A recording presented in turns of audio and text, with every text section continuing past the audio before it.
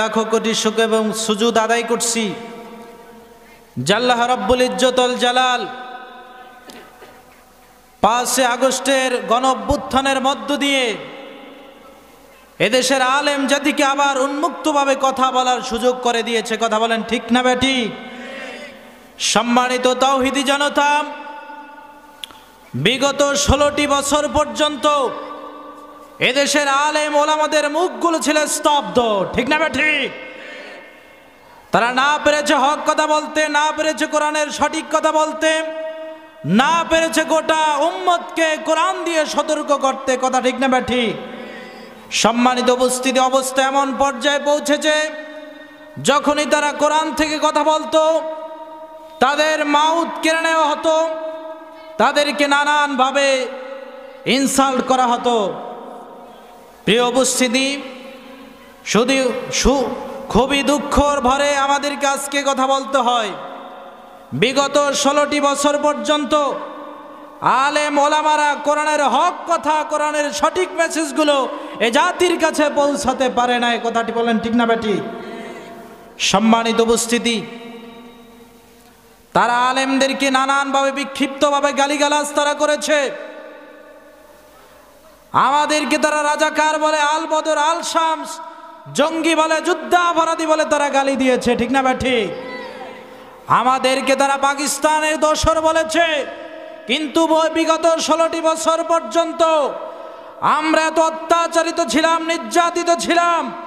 শুধু তাই নয়, জেল, জুলুম, অত্যাচার, নির্যাতন, মামলা, হামলা সমস্ত কিছু উপেক্ষা করে এদেশের মানুষের সামনে আমরা হক কথা বলেছি। কখনো এদেশ থেকে আমরা লেজ গুটায় পালাই নাই। ঠিক না বেটি?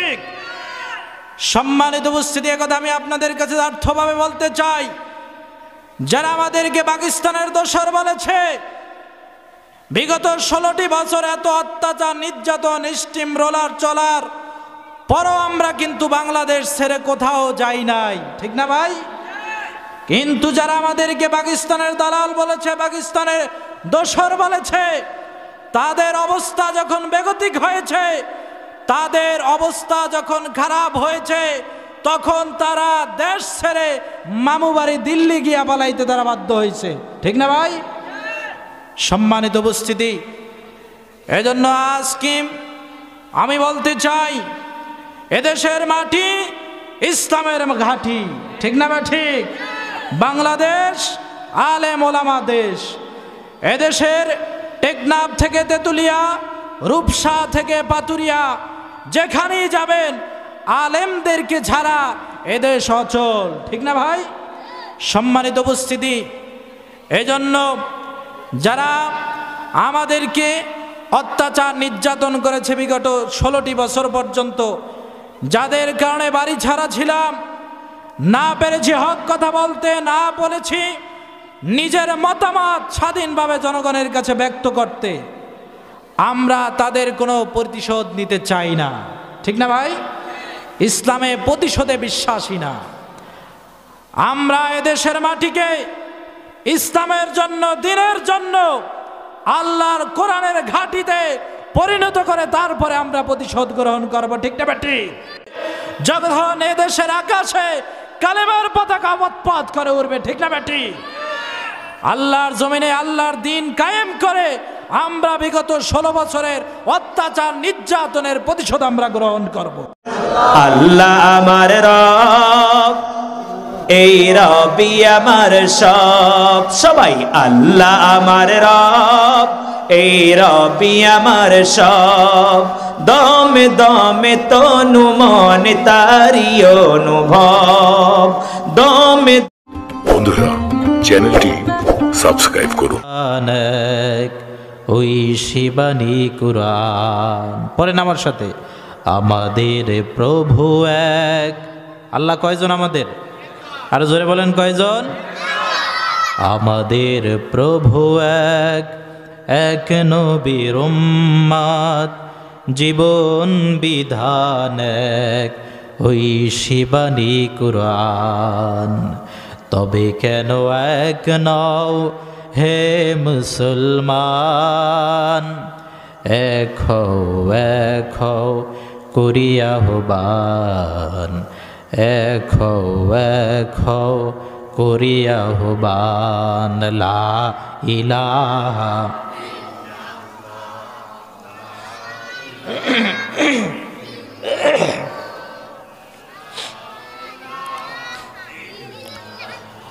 লা ইলাহা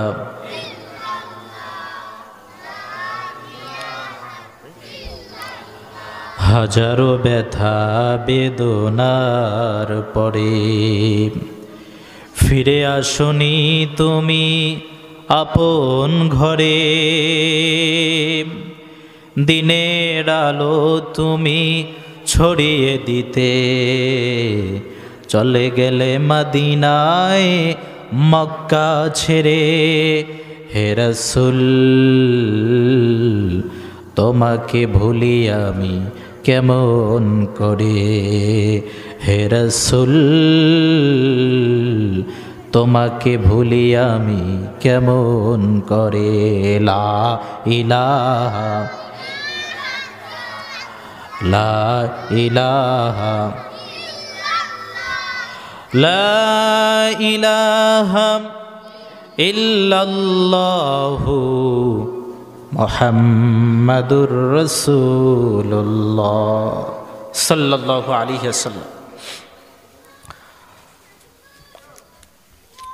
মহান আল্লাহ তাবারক তাআলার দরবারে লাখো কোটি শুকর এবং সুজুদ যে আল্লাহ রব্বুল ইজ্জতুল জালাল আমাদেরকে পশ্চিম পাঙ্গাসিয়া আল হেলাল যুব তাফসীর কমিটির উদ্যোগে মিজিবাড়ি সংলগ্ন দাইমউদ্দিন মিরিদার জামে মসজিদ প্রাঙ্গণে 3 দিনব্যাপী বাৎসরিক তাফসীরুল কোরআন মাহফিলের প্রথম রজনীর প্রথম অধিবেশনে উপস্থিত হওয়ার মতো তৌফিক দান করেছেন।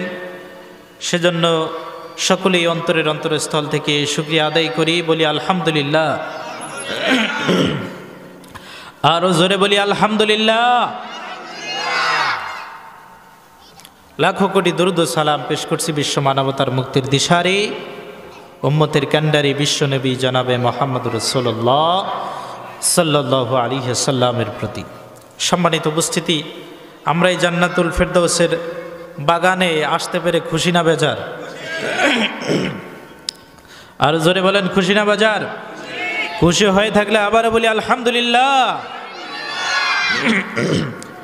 আল্লাহ পাক আমাদেরকে কবুল ও মঞ্জুর করুন, বলি আমিন।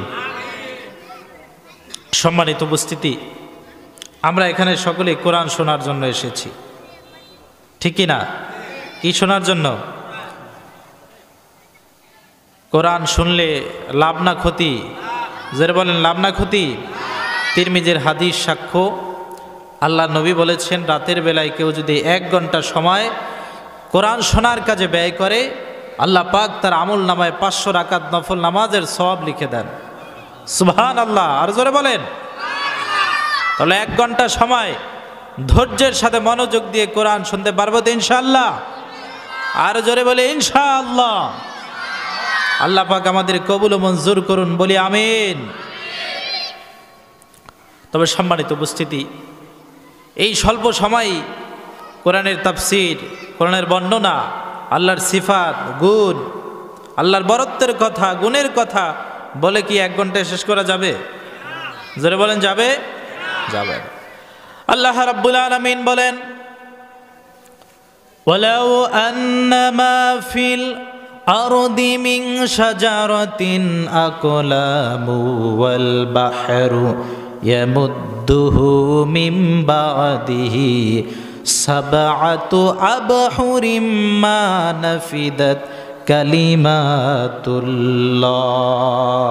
চিৎকার দিয়ে বলি আল্লাহু আকবার। বন্ধুরা আমার, ভাইরা আমার, আল্লাহ রাব্বুল আলামিন বলেন এই পৃথিবীর মধ্যে তামাম গোটা পৃথিবীর মধ্যে যত সমুদ্র রয়েছে, এই সমুদ্রের পানিগুলা যদি কলমের কালি হয়ে যায়, আর পৃথিবীর মধ্যে যতগুলা গাছ রয়েছে গাছগুলো যদি কলম হয়ে যায়, সমুদ্রের পানি কি হয়ে যায়? কলমের কালি হয়ে যায়। আর গাছগুলা কি?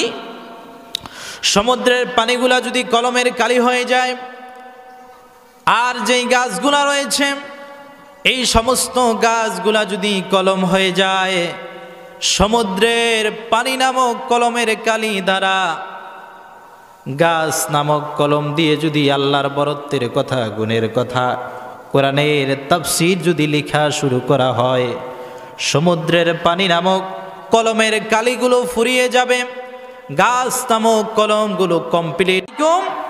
রাহমাতুল্লাহ, রহমতের দরকার আছে না? রহমতের অভাবে আজকে গোটা সংসারগুলো ধ্বংস হয়ে যাচ্ছে, রহমতের অভাবে সমাজ ধ্বংস হয়ে যাচ্ছে, রহমতের অভাবে জীবনগুলো ধ্বংস হয়ে যাচ্ছে, স্বামী স্ত্রীর সম্পর্কের ভিতরে অবনতি ঘটছে রহমতের কারণে, রহমতের কারণে ঘরগুলো জাহান্নাম হয়ে যাচ্ছে। আল্লাহ নবী বলেন, যেই ঘরের ভিতরে রহমত রয়েছে ওই ভিতরেই আছে, ওই ঘরের ভিতরেই আছে বরকত। যে জীবনের ভিতরে রহমত রয়েছে ওই জীবনের ভিতরেই রয়েছে কল্যাণ, ওই জীবনের ভিতরেই রয়েছে সফলতা। ঠিক না ভাই? ঠিক। এজন্য রহমতের দরকার আছে না নাই? রহমত যদি পেতে হয় কোরআনের কাছে আসতে হবে, রহমত যদি পেতে হয় কোরআনের হক কথাগুলো শুনতে হবে, রহমত যদি পেতে হয় কোরআন তাফসীর মাহফিলে আসতে হবে। ঠিক না ভাই? ঠিক। কারণ কোরআন যখন জাতি বুঝবে, কোরআন অনুযায়ী যখন আমল করবে, আর কোরআনের আইন যখন সমাজে জাতি যখন বাস্তবায়ন করবে, ওই সমাজের প্রতি আল্লাহর আসমান থেকে রহমত বর্ষিত হবে। ঠিক না ভাই? ঠিক। আল্লাহ পাক বলে, ওয়ালাউ আন্না আহলাল কুরা আমানু ওয়াত্তাকাউ লাফাতাহনা আলাইহিম বারাকাতিম মিনাস সামাই ওয়াল আরদ। আল্লাহ পাক বলেন, জগতের বাসিন্দারা, জনপদের লোকেরা যদি ঈমান আনতো আর তাকওয়ার নীতি অবলম্বন করত, তাহলে আমি আল্লাহ তাদের জন্য আসমান এবং জমিনের সকল বরকতের দরজাগুলো খুলে দিতাম। সুবহানাল্লাহ। শর্ত কয়টা? দুইটা। কয়টা ভাই? দুইটা। ঈমান আনা আর তাকওয়ার নীতি অবলম্বন করা। এই জন্য জীবনকে যদি রাঙাতে হয়, জীবনকে যদি সুন্দর করতে হয়, অবশ্যই আল্লাহর কোরআনের কাছে আসতে হবে। ঠিক না বেটি? কোরআন আপনার জীবন সুন্দর করবে, কোরআন আপনার সমাজ সুন্দর করবে, কোরআন আপনার রাজনীতি সুন্দর করবে, কোরআন আপনার অর্থনীতি সুন্দর করবে। কোরআন মেনে যারা রাজনীতি করবে তাদেরকে আল্লাহর কোরআন কিয়ামতের ময়দানে রাস্তা দেখিয়ে দেখিয়ে আল্লাহর জান্নাতে নিয়ে যাবে। আর কোরআন বাদে যে রাজনীতি, কোরআন বাদে যে সমাজনীতি, কোরআন বাদে যে অর্থনীতি, ওগুলা কিছুই আল্লাহর দরবারে কবুল হবে না। ঠিক না বা ঠিক? যার অর্থনীতির ভিতরে কোরআন রয়েছে তার অর্থনীতির ভিতরে সুদ নাই। ঠিক না বা ঠিক? যার অর্থনীতির ভিতরে কোরআন আছে তার অর্থনীতির ভিতরে কোনো ঘুষ নাই। ঠিক না বা ঠিক? যার অর্থনীতির ভিতরে কোরআন আছে তার অর্থনীতির ভিতরে কোনো হারাম নাই। কোরআন যেখানে হারাম নাই সেখানে, ঠিক না বা ঠিক? কোরআন নাই যেখানে হারাম আছে সেখানে, কোরআন নাই যেখানে সুদ আছে সেখানে, কোরআন নাই যেখানে ঘুষ আছে সেখানে। ঠিক না বা ঠিক? এই জন্য কোরআনকে বাদ দিলে জীবন বিপন্ন হয়ে যাবে। কোরআন ছাড়া সমাজ চলবে না, অর্থনীতি চলবে না, রাজনীতি চলবে না, পররাষ্ট্রনীতি চলবে না, সংসার চলবে না। সাংসারিক জীবন, রাজনৈতিক জীবন, পারিবারিক জীবন, অর্থনৈতিক জীবন, সামরিক জীবন, যত জীবনে আপনি পরিচালনা করেন না কেন, কোরআনকে যদি বাদ দেন তাহলে আপনার গোটা জীবনটাই আল্লাহর কাছে নিষ্ফল হবে। ঠিক না বা ঠিক? প্রত্যেকটা কাজে কোরআনকে রাখার দরকার আছে না নাই? এই জন্য আল্লাহ নবী বলেন, মান ক্বালা বিহি সাদাকা, যে ব্যক্তি আল্লাহর কোরআন দিয়া কথা বলে সে সত্য কথা বলে। ওয়া মান আমিলা বিহি উজরা, কোরআন দিয়া যে ব্যক্তি আমল করে সে আমলের পুরস্কার অবশ্যই আল্লাহ পাকের কাছে আছে না নাই? ওয়া মান হাকামা বিহি আদালা, আর কোরআন দিয়া যে ব্যক্তি বিচার করে সে ব্যক্তি হক বিচার করে, ন্যায় বিচার করে। ঠিক না বা ঠিক? কোরআন নাই যেই বিচারে সেই বিচারে পক্ষপাতিত্বর সম্ভাবনা আছে না নাই? কথা বলেন, আছে না নাই? কোরআন যেই বিচারে নাই ওই বিচার কোনোদিন ন্যায় বিচার হতে পারে না। কোরআন যে ফয়সালা নাই ওই ফয়সালা কোনো দিন ন্যায় ফয়সালা হতে পারে না। এই জন্য আল্লাহর নবী বলেন ওমান হাকামা বিহি আদালা, যে ব্যক্তি কোরআন দিয়া বিচার করলো সে ব্যক্তি ন্যায় বিচার করলো, ঠিক না বে ঠিক? যতদিন পর্যন্ত সমাজে কোরআনের শাসন না থাকবে, কোরআনের আইন না থাকবে, কোরআনের ফয়সালা যতদিন না থাকবে, ততদিন পর্যন্ত সমাজের মানুষেরা পরিপূর্ণ হক বিচার পাবে না, ন্যায় বিচার পাবে না, ইনসাফপূর্ণ বিচার পাবে না। কথা ঠিক কি না? কোরআনের সমাজ যখন বিনির্মাণ হবে, কোরআন দিয়ে যখন দেশ চলবে, রাষ্ট্র চলবে, অর্থনীতি চলবে, সমাজনীতি চলবে, অবশ্যই আল্লাহ ওই সমাজের প্রতি রহমত বরকত নাজিল করবেন, ঠিক না বে ঠিক? এই জন্য আল্লাহ পাক বলেন গোলাম ফামান তাবিআ হুদায়া ফালা খাউফুন আলাইহিম ওয়ালা হুম ইয়াহজানুন।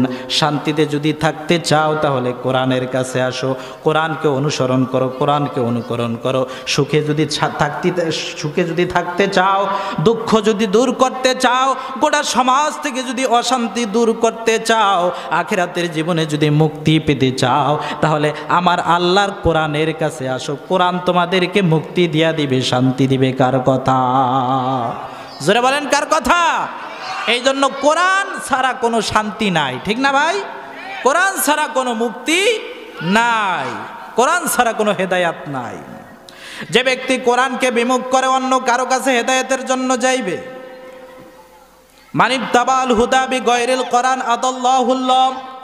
আল্লাহ নবী বলেন যে ব্যক্তি কোরআনকে বিমুখ করে, কোরআনকে রেখে অন্য কোনো পীরের দরবারে হেদায়েতের জন্য যাবে, অন্য কোনো হুজুরের কাছে, আলেমের কাছে, ইমাম সাহেবের কাছে হেদায়েতের কাছে যাবে, আল্লাহর স্বয়ং আল্লাহ নিজে তাকে গোমরাহি বানায়া দিবে। নাউজুবিল্লাহ। আল্লাহ নিজে দায়িত্ব নিয়ে গোমরাহি পথে তাকে পরিচালিত করবেন। কোরআনকে বাদ রেখে যদি অন্য কারো কাছে হেদায়েতের জন্য যান, এই জন্য হেদায়েত যদি পেতে চান তাহলে আসতে হবে কার কাছে? জোরে বলেন কার কাছে? কোরআনের কাছে আসতে হবে। আল্লাহ পাক আমাদেরকে কোরআনের কাছে আসার মতো তৌফিক দান করুন, বলি আমিন। সম্মানিত উপস্থিতি, আমার আলোচনার বিষয়বস্তু হলো সূরাতুল আসর। কি? সূরাতুল আসর। আল্লাহ রাব্বুল আলামিন যদি তৌফিক দান করেন, এই সূরাতুল আসরের ওপর কথা বলবো ইনশাআল্লাহ। শুনতে পারবেন তো আপনারা? ইনশাআল্লাহ। এবার আমার সাথে সবাই পড়েন আউযু বিল্লাহি মিনাশ শাইতানির রাজীম বিসমিল্লাহির রাহমানির রহিম ওয়াল আসর ইন্নাল ইনসানা লাফি খুসর ইল্লাল্লাযীনা আমানু ওয়া আমিলুস সলিহাতি ওয়া তাওয়াসাউ বিল হাক্কি ওয়া তাওয়াসাউ বিস সবর। বিতাড়িত মরদুদ শয়তানের কাছ থেকে মহান আল্লাহ তাবারক তাআলার কাছে পানা চাচ্ছি। পরম করুণাময় অসীম দয়ালু মহান আল্লাহ তাআলার নামে শুরু। এবার দেখেন আমার ভাইয়ের, আমার বন্ধুরা, সূরাতুল আসর হলো কোরআনের 103 নম্বর সূরা। কত নম্বর সূরা? 103 নম্বর সূরা। কোরআনে কারিমের ভিতরে 114টি সূরা আছে। কতটি? জোরে বলেন কতটি? আয়াত রয়েছে 6666টি। 114 নম্বর সূরার ভিতরে সূরাতুল আসর হলো কয় নম্বর সূরা? 103 নম্বর। তাফসীর মাহফিল যেহেতু, একেবারে ভিতর থেকে নারী বুড়ি সব আমাদেরকে বের করতে হবে ইনশাআল্লাহ। এই সূরার মেসেজ কি, এই সূরার মাধ্যমে গোটা উম্মাহকে কি জানিয়েছেন সে বিষয়ে আজকে আমরা জানবো ইনশাআল্লাহ। তাহলে সূরাতুল আসর কোরআনের কত নম্বর সূরা? 103 নম্বর সূরা। এই সূরার আয়াত সংখ্যা কত? আয়াত সংখ্যা কত? আয়াত সংখ্যা হলো 3টি। আয়াত সংখ্যা 3টি। এবার আমরা একটু সূরাতুল আসরের শাব্দিক অনুবাদের দিকে আমরা একটু খেয়াল করি। প্রথম আয়াত হলো আল্লাহ পাক বলেন ওয়াল আসর সময়ের কসম, ইন্নাল ইনসানা লাফি খুসর, নিশ্চয়ই মানুষ ক্ষতিগ্রস্ত। মানুষ কি? জোরে বলেন। সমস্ত মানুষেরা ক্ষতির ভিতরে নিমজ্জিত।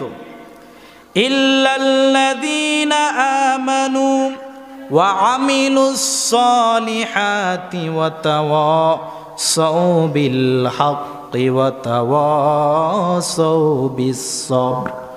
তবে তারা ছাড়া যারা কি করেছে? আমানু, ঈমান এনেছে, ওয়া আমিলুস সালিহাত, সৎ কর্ম করেছে, ওয়া তাওয়াসাউ বিল হক, পরস্পরকে হকের উপদেশ দিয়েছে, ওয়া তাওয়াসাউ বিস সবর, পরস্পরকে সবরের উপদেশ দিয়েছে। এই 4 শ্রেণীর মানুষ ছাড়া বাকি সমস্ত মানুষ কিসের ভিতরে? ক্ষতির ভিতরে নিমজ্জিত।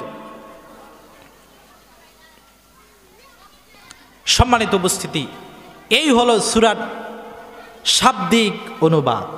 এবার যদি আমরা শানে নুজুল, কি উপলক্ষে, কোন ঘটনার পরিপ্রেক্ষিতে এই সূরাটি নাজিল হয়েছে, সেই বিষয়ে যদি আমরা দৃষ্টিপাত করি, তাহলে আমরা দেখতে পাব যে তৎকালীন যুগে ইসলামের দ্বিতীয় খলিফা, নাম কি? ইসলামের প্রথম খলিফা হযরত আবু বকর রাদিয়াল্লাহু তাআলা আনহু। হযরত আবু বকর রাদিয়াল্লাহু তাআলা আনহুর সাথে কাফের কালাদা ইবনে উসাইদ তার ঘনিষ্ঠ সম্পর্ক ছিল, খুবই ঘনিষ্ঠ সম্পর্ক ছিল। হযরত আবু বকর রাদিয়াল্লাহু তাআলা আনহু যখন ঈমান আনলেন, ঈমান আনার পরে লোকেরা তাকে নানানভাবে ইনসাল্ট করতেছে, অপমান করতেছে, ক্রিটিসাইজ করতেছে, অপদস্থ করতেছে। ঈমান আনার কারণে, কিসের কারণে বলেন? আরো জোরে বলেন, কিসের কারণে? ঈমান আনার কারণে মক্কার লোকেরা নানানভাবে হযরত আবু বকরকে গালিগালাজ করতেছে, ইনসাল্ট করতেছে, ক্রিটিসাইজ করতেছে।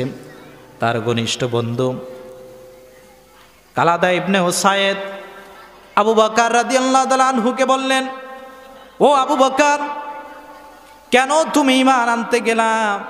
কেন তুমি মুহাম্মদের দলে তুমি কেন শামিল হলা?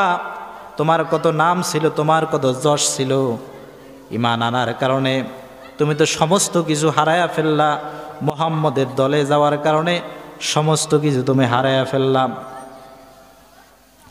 তোমার এত সম্মান, এত প্রভাব, এত প্রতিপত্তি, এত ইজ্জত, লোকেরা আজকে তোমাকে গালাগালি করছে, গালমন্দ করতেছে, তোমার গোটা জীবনটা তো ক্ষতিগ্রস্ত হয়ে গেল, তুমি তো দেউলিয়া হয়ে গেলাম। সঙ্গে সঙ্গে আল্লাহ রাব্বুল আলামিন বিশ্বনবী মুহাম্মদ সাল্লাল্লাহু আলাইহি ওয়াসাল্লামের ওপর আয়াত নাজিল করলেন। আবু বকর যখন বিশ্বনবীকে যখন এই কথা বললেন, ইয়া রাসূলুল্লাহ, ইয়া হাবিবাল্লাহ, আমি ঈমান আনার কারণে লোকেরা আমাকে গালমন্দ করতেছে, আমাকে গালিগালাজ করতেছে, ইনসাল্ট করতেছে, ক্রিটিসাইজ করতেছে, লোকেরা আমাকে অপমান অপদস্থ করতেছে। আমার ঘনিষ্ঠতম বন্ধু কালাদা ইবনে উসাইদ নাকি বলে যে আমি সমস্ত কিছু হারায় ফেললাম, আমি নাকি ক্ষতিগ্রস্ত হয়ে গেলাম, দেউলিয়া হয়ে গেলাম। সঙ্গে সঙ্গে আল্লাহ রাব্বুল ইজ্জতুল জালাল বিশ্বনবীর কাছে আয়াত নাজিল করে দিলেন। আল্লাহ নবীকে, বিশ্বনবী সাল্লাল্লাহু আলাইহি ওয়াসাল্লাম কি আল্লাহ রাব্বুল আলামিন বলে দিলেন, ওয়াল আসর ইন্নাল ইনসানা লাফি খুসর ইল্লাল্লাযীনা আমানু ওয়া আমিলুস সালিহাতি ওয়া তাওয়াসাউ বিল হাক্কি ওয়া তাওয়াসাউ বিস সবর। জোরে বলে সুবহানাল্লাহ। ইয়া রাসূলুল্লাহ, ইয়া হাবিবাল্লাহ, আপনি আবু বকরকে জানায় দেন, ও আবু বকর, ঈমান আনার কারণে তুমি আজকে যে বেইজ্জতি হচ্ছ, এই যে তোমার সম্মানহানি হচ্ছে, এই যে তোমাকে অপমানিত হচ্ছে, অপমান করা হচ্ছে, অপদস্থ করা হচ্ছে, ঘৃণিত করা হচ্ছে, বরং তুমি ঈমান আনার কারণে তুমি ক্ষতিগ্রস্ত হও না আবু বকর, বরং ঈমান আনার কারণে তুমি আল্লাহর কাছে সবচেয়ে সম্মানের পাত্র হয়েছো। সুবহানাল্লাহ। বরং যারা ঈমান আনে নাই, যারা তোমাকে গালিগালাজ করেছে, ইনসাল যারা তোমাকে করেছে, যারা অপমান অপদস্থ যারা করেছে, বরং তারাই ক্ষতিগ্রস্ত, তারাই দেউলিয়া। সুবহানাল্লাহ। এই হলো সূরাটির নাজিলের প্রেক্ষাপট, শানে নুজুল। সূরাটি হলো মাক্কি সূরা। সূরাটি কি সূরা? রাসূল সাল্লাল্লাহু আলাইহি ওয়াসাল্লামের মাক্কি জীবনে সূরাটি অবতীর্ণ হয়েছে। সম্মানিত উপস্থিতি, এবার আমরা এক এক করে 3টি আয়াতের তাফসীর, যতটুকু জ্ঞান, স্বল্প জ্ঞান আমার আছে অতটুকু দিয়ে আমরা বোঝার চেষ্টা করব ইনশাআল্লাহ। দেখেন প্রথম আয়াত, আল্লাহ পাক বলছেন ওয়াল আসর, সময়ের কসম। কিসের কসম? সময়ের কসম। সম্মানিত উপস্থিতি, আরেকটি কথা বলতে ভুলে গিয়েছি। এই সূরাতুল আসর এমন এক গুরুত্বপূর্ণ সূরা, এমন এক সিগনিফিসেন্সদারি সূরা। রাসূল সাল্লাল্লাহু আলাইহি ওয়াসাল্লামের যুগে কোনো সাহাবী যদি একে অপরের সাথে মোলাকাত করতেন, সাক্ষাৎ করতেন, দেখা সাক্ষাৎ যখন একে অপরের সাথে করতেন, সূরাতুল আসর একে অন্যের না শোনানো পর্যন্ত তারা একে অপরের কাছ থেকে তারা পৃথক হতেন না। বলি সুবহানাল্লাহ। এই সূরাটি এত তাৎপর্যপূর্ণ সূরা, এত গুরুত্বপূর্ণ সূরা। ইমাম শাফি, 4 মাযহাবের প্রসিদ্ধ একজন ইমাম, যার নাম হলো ইমাম শাফি রহমাতুল্লাহ আলাইহি।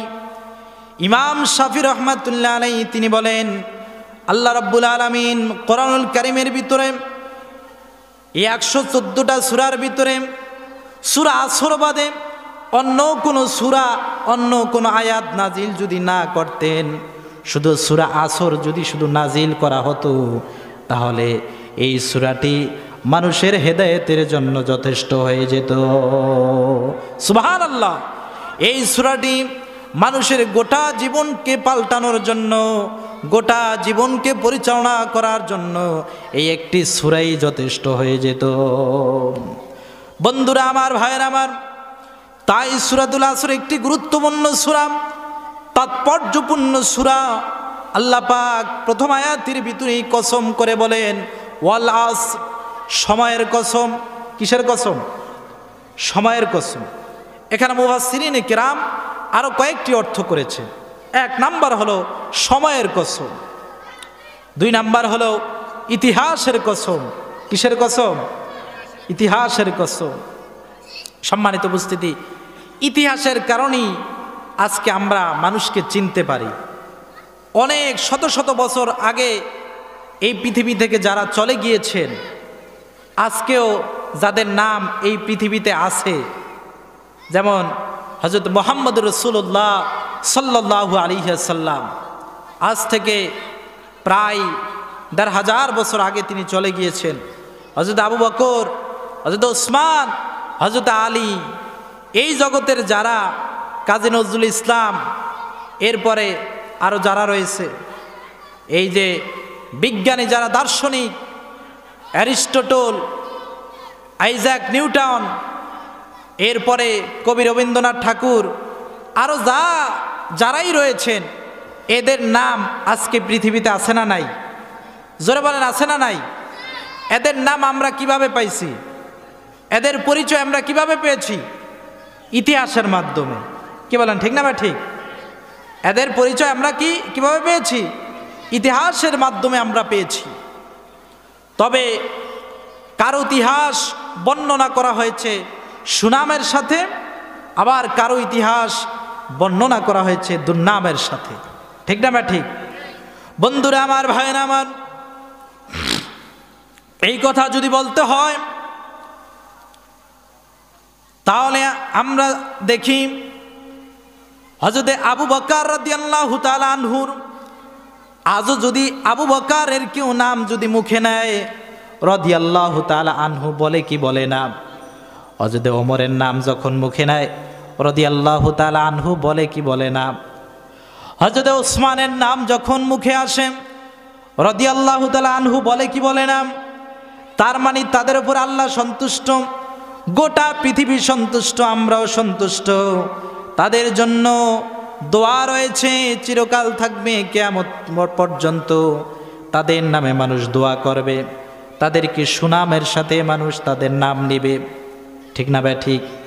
তাদের জীবনী ভালো হওয়ার কারণে, ইতিহাস ভালো হওয়ার কারণে তাদের নাম কিয়ামত পর্যন্ত এই পৃথিবীতে থাকবে, সুনামের সাথে গোটা পৃথিবীবাসী তাদের নাম নেবে। আবার ওই যে আবু জাহেল, ওই আবু জাহেলের নাম সমাজে আছে না নাই এখনো? জোরে বলেন, আছে না নাই? সুনামের সাথে না দুর্নামের সাথে? এতটা দুর্নামের সাথে মানুষ মুখে নেয়। আবু জাহেলের নাম যখন মুখে নেয়, মুখ থেকে তার নামের উপরে থুতু ফেলে। এমনকি এই সমাজের মানুষকেও আবু জাহেল নামও কেউ রাখে না।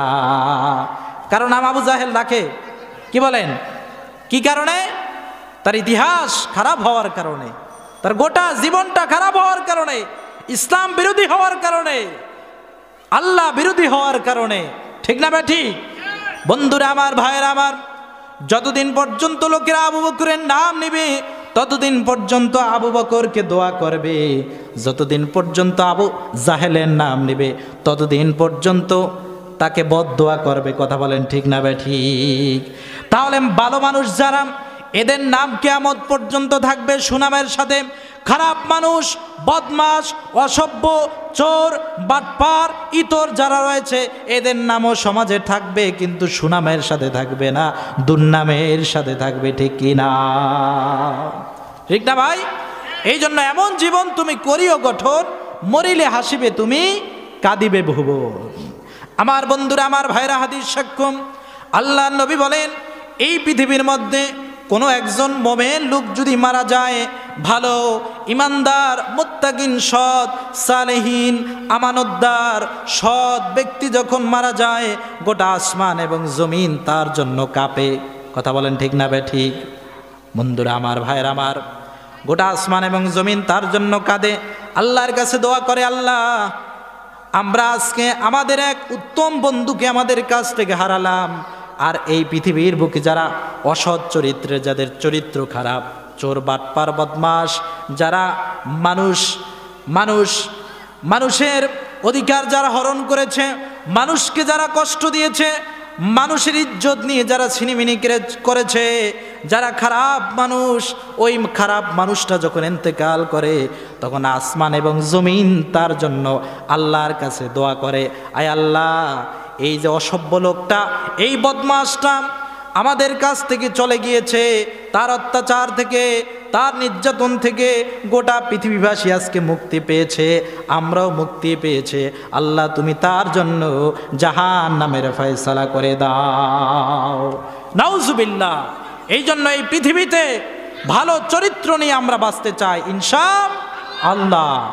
আর আমার বন্ধুরা, আমার ভাইরা, চরিত্র এমন জিনিস, money is lost, nothing is lost, health is lost, something is lost, but character is lost, everything is lost. টাকা হারিয়েছেন, কিছুদিন পর আবার ফিরে পাবেন। স্বাস্থ্য হারিয়েছেন, কিছুদিন পর আবার ফিরে পাবেন।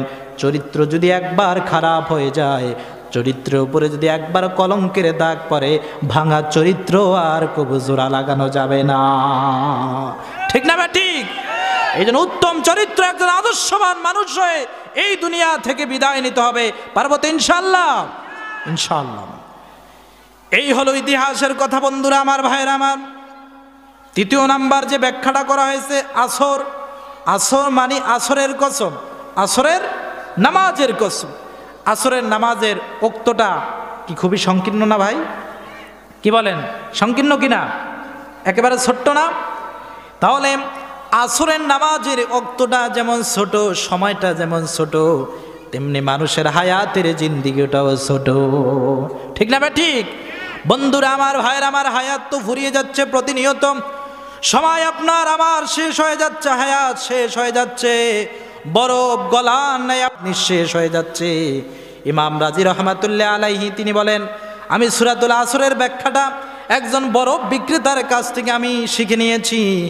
রাস্তার উপরে বাজারের এক কোনায় এক বরফ বিক্রেতা দাঁড়িয়ে ঘোষণা দিচ্ছে, ওই ব্যক্তির প্রতি রহম করো যার পুঁজি গলে যায়, ওই ব্যক্তির প্রতি রহম করো যার পুঁজি গলে যায়, ওই ব্যক্তির প্রতি রহম করো যার পুঁজি গলে যায়। আমি ইমাম রাজি বারবার চিন্তা করলাম, কিরে বরফওয়ালা এত বারবার চিৎকার করে কি কথা বলতেছে, বারবার একটি কথা কেন বলতেছে, ওই ব্যক্তির প্রতি রহম করো যার পুঁজি গলে যায়, ব্যাপার কি?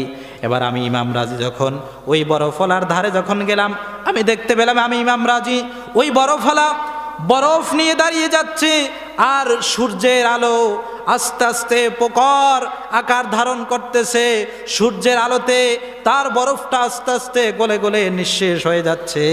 এই দৃশ্যটা থেকে আমি বুঝতে পারলাম আমার তো একটা হায়াত আছে, আমার তো একটা পুঁজি আছে, সেই পুঁজির নাম হলো হায়াত। আস্তে আস্তে আমার জীবন থেকে একটি একটি সেকেন্ড করে, একটি একটি মিনিট করে, একটি একটি ঘন্টা করে, একটি একটি দিন করে করে আমার কাছ থেকে হায়াতটা শেষ হয়ে যাচ্ছে। আমার নির্ধারিত হায়াত থেকে একটি একটি দিন করে শেষ হয়ে যাচ্ছে। আমার সম্বল পুঁজিটা হায়াতটা গলে গলে শেষ হয়ে যাচ্ছে। কিছুদিন পরে আমি মৃত্যুর মুখে ধাবিত হতে হবে। ওই বরফ বিক্রেতার কাছ থেকে সূরাতুল আসরের ব্যাখ্যা আমি জেনে ফেলেছি, বুঝে ফেলেছি। আমার বন্ধু, আমার ভাইয়েরা, আজকে আমরা মনে করি দিন যত যায়, বয়স যত যায়, বছর যত যায়, মনে হয় আমাদের হায়াত বাড়ে, বয়স মনে হয় বাড়ে, কিন্তু আসলে হায়াত আমাদের বাড়ে না, হায়াত আস্তে আস্তে করে কমে। ঠিক না? ঠিক। নির্ধারিত যেই হায়াতটা আছে, রিজার্ভ করা হায়াত, সেখান থেকে একটি একটি দিন দিন করে আমাদের কাছ থেকে কমে যাচ্ছে। বয়স আসলে কি করে না, বাড়ে না, বয়স কি করে, কমে যাচ্ছে। বন্ধুরা আমার, ভাইরা আমার, প্রত্যেকটা মানুষ প্রতিনিয়ত সেকেন্ডে 1,86,000 মাইল বেগে মৃত্যুর দিকে ধাবিত হচ্ছে। আল্লাহু আকবার। প্রত্যেকটা মুহূর্তে, প্রত্যেকটা সেকেন্ডে সে 1,86,000 মাইল বেগে কবরের দিকে রওনা হচ্ছে। আল্লাহু আকবার। বন্ধুরা আমার, ভাইয়েরা আমার, কি করলাম আমার হায়াতটা পেয়ে, কি করলাম আমার সোনালী জীবনটা দিয়ে? এই জীবনটা কি ইসলামের পথে ব্যয় করতে পারলাম কিনা? এই জীবনটা কি আল্লাহর পথে ব্যয় করতে পারলাম কিনা? চিন্তা করার বিষয় এখনই, ভাবার বিষয় এখনই, নতুবা হায়াত যখন ফুরিয়ে যাবে তখন কিন্তু ভাবার সময় হবে না। আল্লাহ নবী বলেন, লা তাজুলু কদাম ইবনে আদম হাত্তা ইউসআলা আন খামসিন, লা তাজুলু কদাম ইবনে আদম ইয়াউমাল কিয়ামা হাত্তা ইউসআলা আন খামসিন। কিয়ামতের ময়দানে 5টা প্রশ্নের উত্তর না দিয়া আদম সন্তান এক কদমও সামনের দিকে আগাতে পারবে না। 5টা প্রশ্নের উত্তর না দিয়া এক কদমও সামনের দিকে আগাতে পারবে না। আল্লাহ নবী বলেন 5টা প্রশ্ন হলো এই। 1 নাম্বার, আন ওমরিহি ফিমা আফনাহু। ও বান্দা, আমি যে তোমাকে জীবনকালটা দিয়েছি, এই জীবনকালটা কোন পথে ব্যয় করেছো? এই জীবনকালটাকে ইসলামের পথে ব্যয় করেছো নাকি অনিসলামিক পথে ব্যয় করেছো? এই জীবনটা কি আল্লাহর দ্বীনের পথে ব্যয় করেছো? এই জীবনটা কি আল্লাহর জন্য ব্যয় করেছো নাকি নিজের নফসের দাবিদারি করেছো, নিজের নফসের দাসত্বগিরি করেছো? ও বান্দা, তোমার এই হিসাব, জীবনের হিসাব, তোমার 70 বছর 80 বছরের জিন্দিগির প্রত্যেকটা মুহূর্তের হিসাব আজকে আমার কাছে দাও, এরপরে তুমি আখিরাতের ময়দান থেকে কদম বাড়াও। বন্ধুরা আমার, ভাইয়েরা আমার, কি জবাব আমরা আল্লাহর কাছে দিব? আল্লাহ বলেন, ইয়াউমা ইয়াকুমুন নাসু লিরাব্বিল আলামিন। ওই দিন প্রত্যেকটা মানুষকে আল্লাহর সামনে দাঁড়াতে হবে, দাঁড়িয়ে গোটা জীবনের হিসাবটা আল্লাহর কাছে দিতে হবে। জীবনের হিসাব যদি না দিতে পারি, আখিরাতের ময়দান থেকে কদম বাড়ানোর সুযোগ নাই। ঠিক না ভাই? ঠিক। বন্ধুরা আমার, ভাইয়ের আমার, এই জন্য জীবনটা ইসলামের জন্য দিতে হবে, ইসলামের পথে ব্যয় করতে হবে, আল্লাহর দ্বীনের পথে ব্যয় করতে হবে। প্রিয় ভাইয়েরা আমার, বন্ধুরা আমার, ইসলাম ছাড়া, দিন ছাড়া, কোরআন ছাড়া অন্য যত মতাদর্শ রয়েছে সমস্ত মতাদর্শ আল্লাহর কাছে বাতিল। ঠিক না ভাই? ঠিক।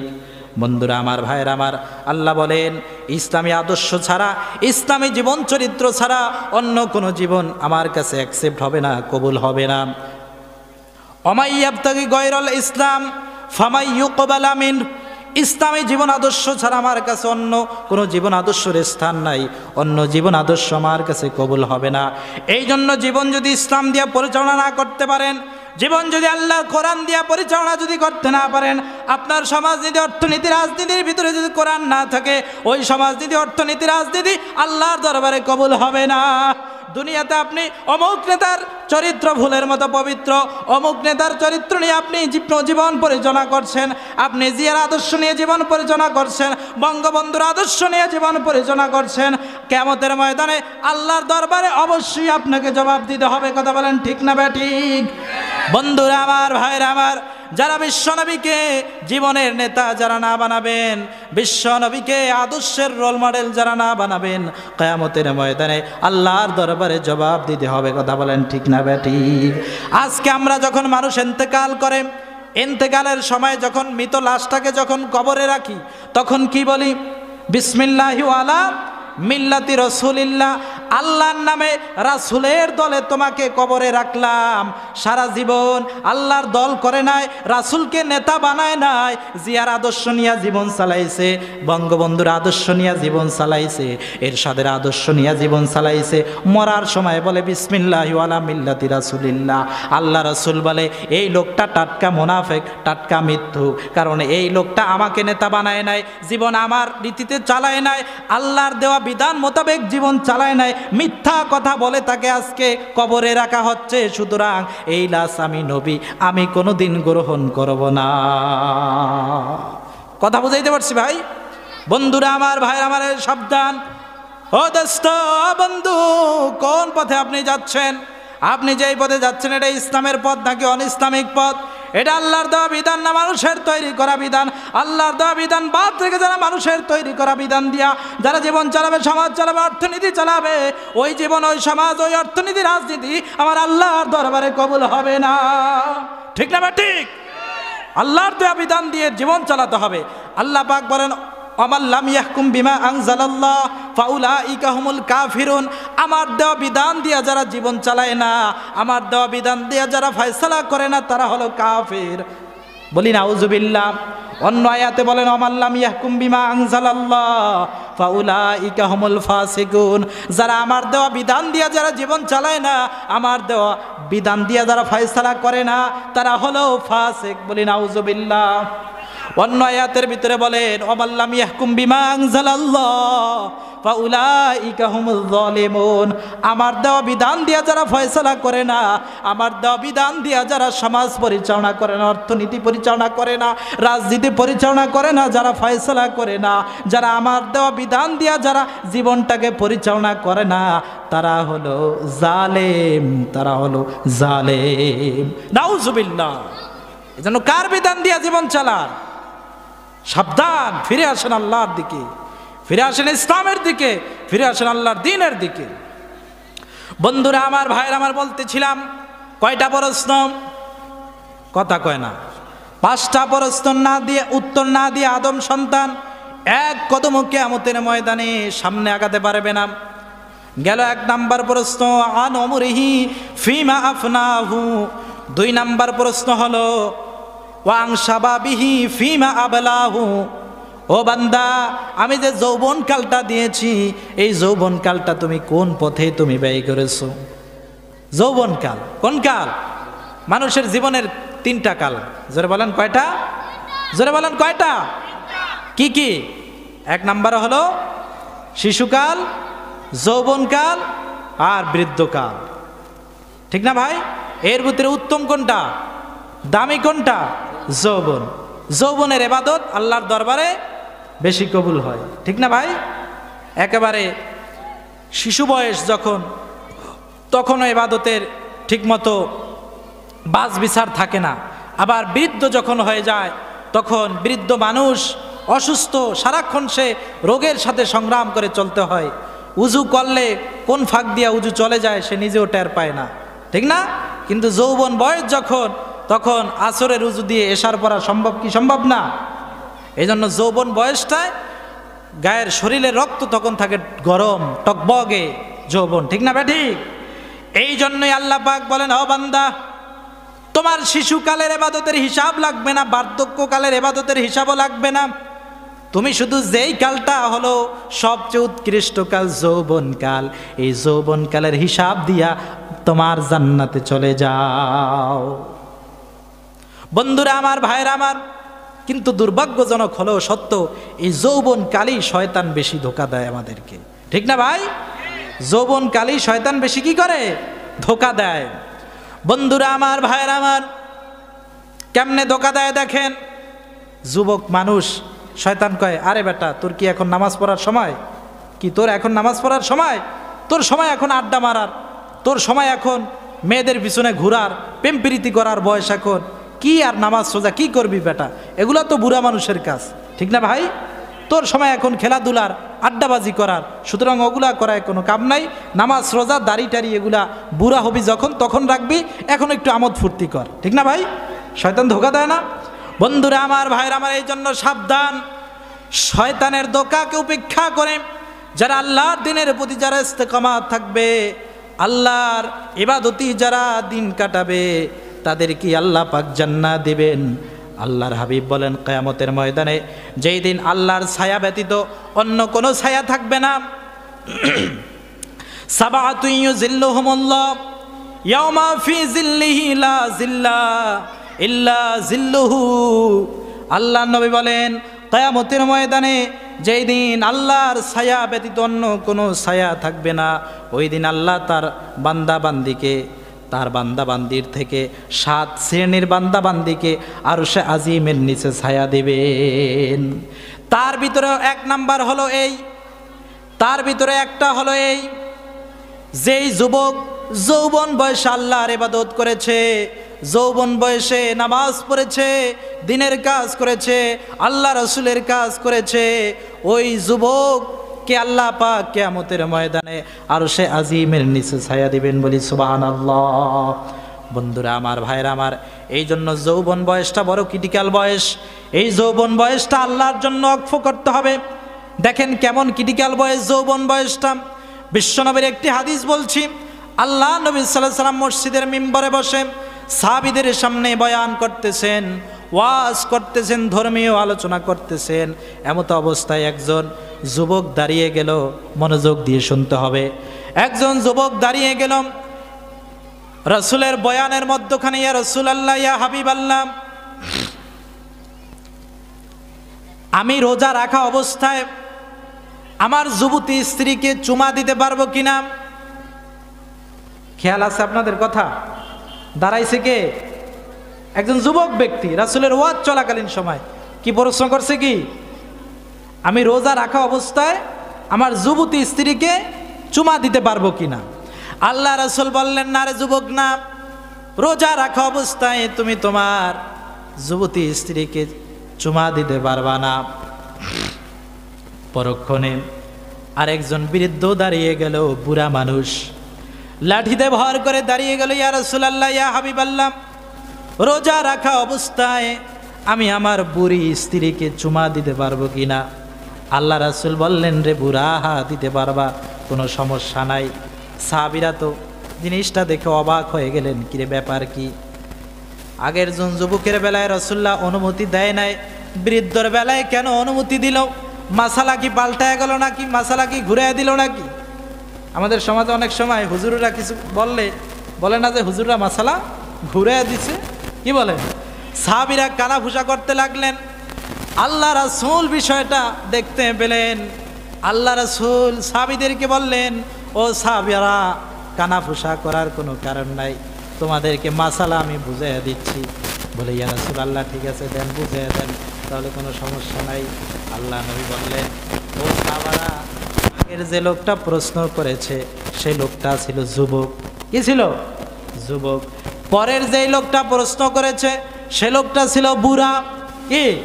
বুড়া। বুড়া অবস্থায়, রোজা রাখা অবস্থায় তার বুড়ি স্ত্রীকে যদি চুমা দেয়, তাহলে তার ভিতরে কোনো কাম রস আসবে না, তার ভিতরে কোনো কামনা বাসনা জাগবে না, মিলনের কোনো আকাঙ্ক্ষা জাগবে না, কারণ সে এখন বুড়া, তার শরীরের রক্ত ঠান্ডা, শরীর ঠান্ডা। এই জন্য রোজা রাখা অবস্থায় যদি সে তার বুড়ি স্ত্রীকে চুমা দেয় তাহলে সমস্যার কোনো কারণ নাই। কিন্তু পরক্ষণে যে যুবকটা প্রশ্ন করলো আমাকে, রোজা রাখা অবস্থায় তার সুন্দরী যুবতী স্ত্রীকে চুমা দিতে পারবে কিনা, তাকে আমি অনুমতি এই জন্য দেই নাই, কারণ তার এখন যৌবন বয়স, তার শরীরের রক্ত গরম, যৌবনের শরীরটা টকবক করছে। রোজা রাখা অবস্থায় যদি তার সেই যুবতী ষোড়শী তন্মী স্ত্রীকে সে যদি চুমা দেয় তাহলে তার ভিতরে কামরস আসতে পারে, মিলনের আকাঙ্ক্ষা চলে আসতে পারে।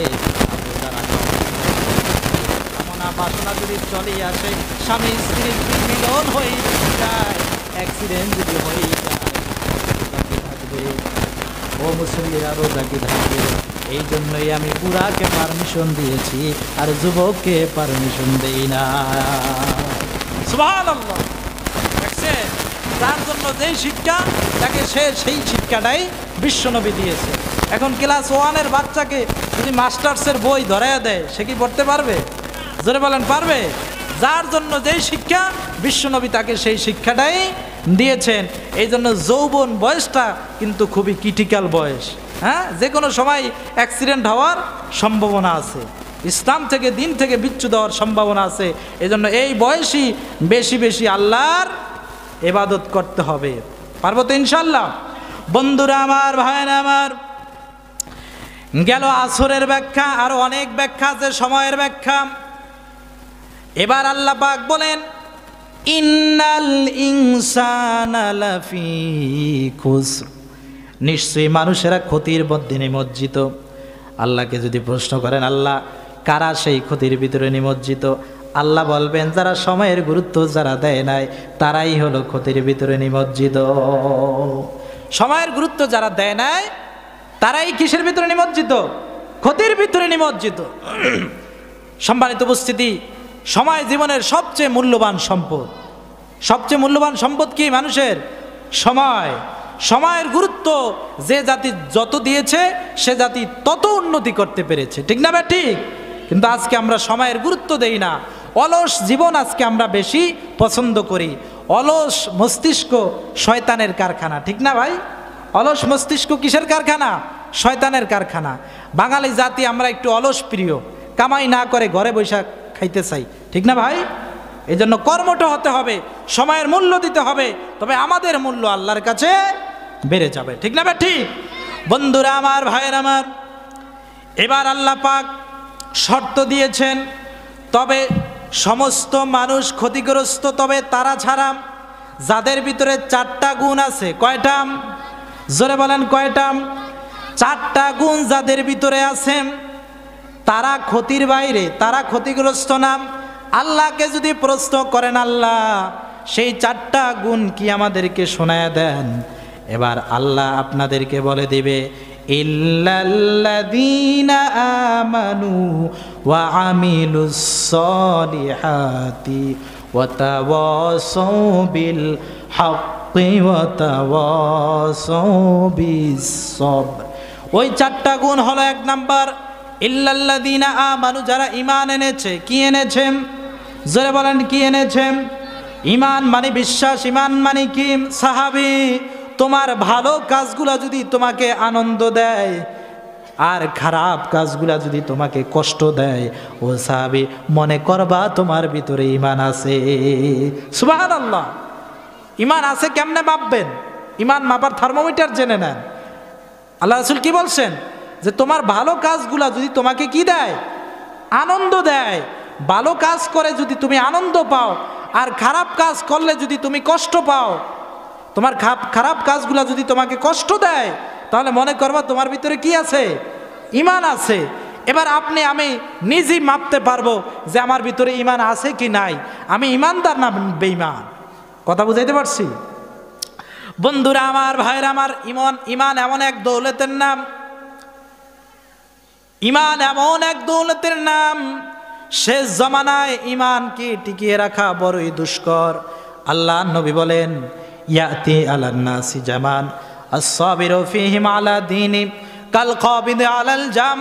শেষ জামানায় হাতের উপর জ্বলন্ত আঙ্গার ধারণ করা, জ্বলন্ত আঙ্গার রাখা সম্ভব হবে, কিন্তু ঈমান নামক দৌলত টিকিয়ে রাখা সম্ভব হবে না।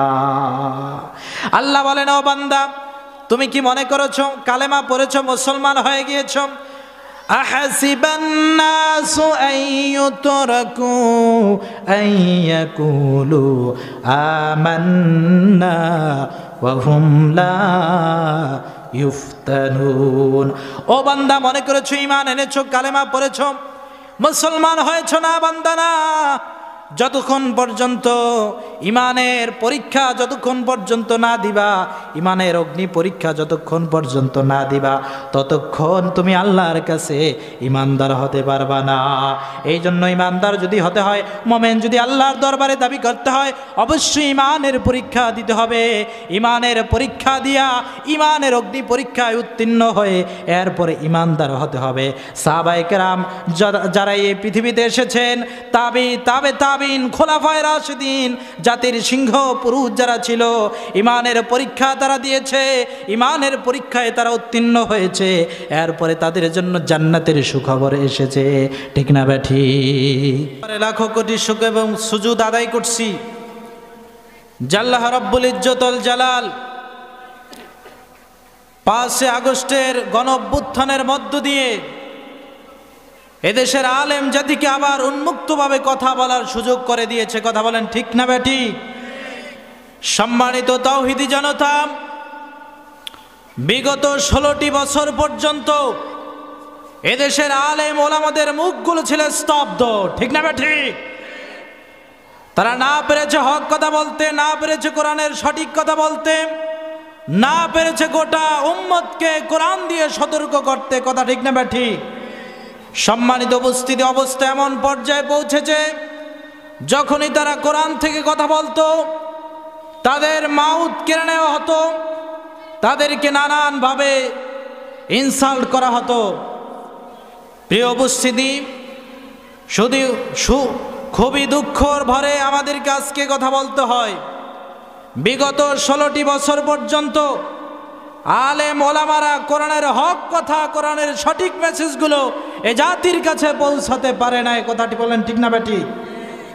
সম্মানিত উপস্থিতি, তারা আলেমদেরকে নানানভাবে বিক্ষিপ্তভাবে গালিগালাজ তারা করেছে।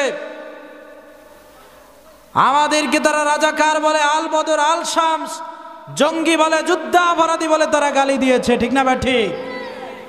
আমাদেরকে তারা পাকিস্তানের দোসর বলেছে। কিন্তু বিগত 16টি বছর পর্যন্ত আমরা এত অত্যাচারিত ছিলাম, নির্যাতিত ছিলাম। শুধু তাই নয়, জেল, জুলুম, অত্যাচার, নির্যাতন, মামলা, হামলা সমস্ত কিছু উপেক্ষা করে এদেশের মানুষের সামনে আমরা হক কথা বলেছি। কখনো এদেশ থেকে আমরা লেজ গুটায় পালাই নাই। ঠিক না ঠিক? সম্মানিত উপস্থিতি, একথা আমি আপনাদের কাছে অর্থভাবে বলতে চাই। যারা আমাদেরকে পাকিস্তানের দোসর বলেছে, বিগত 16টি বছর এত অত্যাচার, নির্যাতন, স্টিম রোলার চলার পরও আমরা কিন্তু বাংলাদেশ ছেড়ে কোথাও যাই নাই। ঠিক না ভাই? কিন্তু যারা আমাদেরকে পাকিস্তানের দালাল বলেছে, পাকিস্তানের দোসর বলেছে, তাদের অবস্থা যখন বেগতিক হয়েছে, তাদের অবস্থা যখন খারাপ হয়েছে, তখন তারা দেশ ছেড়ে মামু বাড়ি দিল্লি গিয়া পালাইতে তারা বাধ্য হয়েছে। ঠিক না ভাই? সম্মানিত উপস্থিতি, এজন্য আজকে আমি বলতে চাই, এদেশের মাটি ইসলামের ঘাঁটি। ঠিক না ভাই? ঠিক। বাংলাদেশ আলেম ওলামা দেশ। এদেশের টেকনাফ থেকে তেতুলিয়া, রূপসা থেকে পাতুরিয়া, যেখানেই যাবেন আলেমদেরকে ছাড়া এদেশ অচল। ঠিক না ভাই? সম্মানিত উপস্থিতি, এজন্য যারা আমাদেরকে অত্যাচার, নির্যাতন করেছে বিগত 16টি বছর পর্যন্ত, যাদের কারণে বাড়ি ছাড়া ছিলাম, না পেরেছি হক কথা বলতে, না বলেছি নিজের মতামত স্বাধীনভাবে জনগণের কাছে ব্যক্ত করতে, আমরা তাদের কোনো প্রতিশোধ নিতে চাই না। ঠিক না ভাই? ইসলামে প্রতিশোধে বিশ্বাসী না। আমরা এদেশের মাটিকে ইসলামের জন্য, দ্বীনের জন্য, আল্লাহর কোরআনের ঘাঁটিতে পরিণত করে তারপরে আমরা প্রতিশোধ গ্রহণ করব। ঠিক না বেটি?